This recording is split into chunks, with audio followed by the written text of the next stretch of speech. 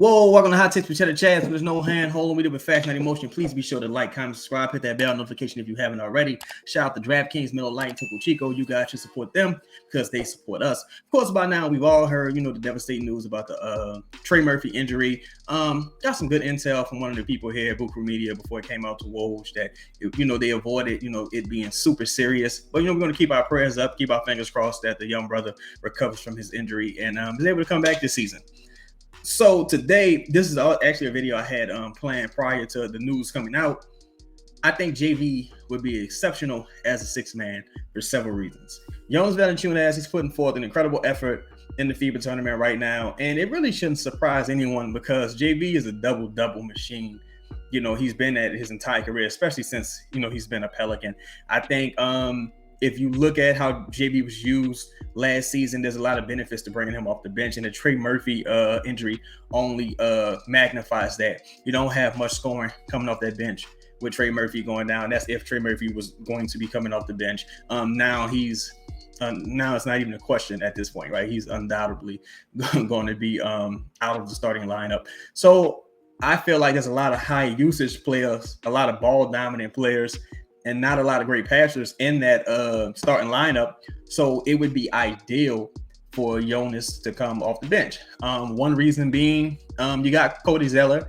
Cody Zeller, he's a guy who can set screens, do a little of the dirty work defensively, do a little bit of the rebounding. But what's really going to be important, and this is even if JD starts, what's really going to be important for this starting lineup is that the wings help with the rebounding. You got Brandon Ingram with that wingspan. You got to rebound better. Zion is really good with the offensive rebounds, but you got to get on the defensive boards as well, Zion. Herb as well. Got to get on the boards, man. Got to get on the boards. You really don't expect too much rebounding from CJ, but those wings, those 6'6" and up guys, you got to go grab the boards, man. You got to help the big man box out consistently, put a man on a man pause, get the rebound. Like I say, that's regardless of whether JV, starts or not. Also, you got a person like Zion and CJ. Those guys are really talented and skillful at getting to the line, drawing contact, getting the other team's big man in foul trouble. So it would make sense to bring a dude like JV off the bench and take advantage of that opposing team already being in the bonus and already having their starting big man out of the game because they're in foul trouble. So by now you have the second big in the game. And, he's probably going to be a little worn down as well. So you bring JV in to take advantage of that. Think about Enes Kanter, a.k.a. Enes Freedom, what he was able to do with the Oklahoma City Thunder. He had an incredible season. He had a couple incredible seasons. He was just dominating second unit. I think this dude was getting like 20. I think he had like 20 double-doubles in a row. So it was some kind of crazy record he had. That was just like, man, I was so happy when that shit got broke. I think, in fact, it might have been the season – the Pelican, it might have been Monty Williams' last season that year that his record got broke. But either way, incredible season he had with OKC. You got David Lee in the NBA Finals. David Lee, all-star player, baller during his day, came off the bench in the NBA Finals, and that pretty much changed everything because after, Steph and Draymond and all those guys that were wearing down LeBron and those people, you had David Lee, incredible post scorer, rebounder. He was able to come into the game, give him a change of pace, and he was there to take full advantage of that. Now, you also have Larry Nance as an option for starting. And I'm going to just say this. Respect to Larry, solid dude, a friend of the company. But Larry, I know some people feel like you don't want to start Larry because you may kind of wear him down, early in the season, and he won't be as valuable to you, or he won't be as available to you towards the end of the season. Again, respect to Larry Nance, but Larry Nance is not a player you put on a pitch count. He's not that guy. He's not a minutes restriction kind of guy.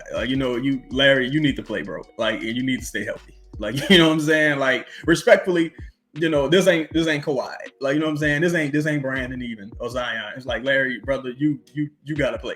You know what I'm saying? You gotta play. Another reason is, that second unit has more traditional passing guards. You have Jose Alvarado, you have Dyson Daniels. You know what I'm saying? You got guys who may be able to, if Jordan Hawkins gets minutes this season, you have a guy who may be able to play off of JV and benefit a little bit from JV drawing double teams in the post and being able to pass. I know he's a great passer, but hopefully he improves with that as well. And JV is just never going to be effective in that starting five as long as CJ and Zion and Brandon are on the floor. We saw it last year. Willie Green is just not a fan of that pace of basketball.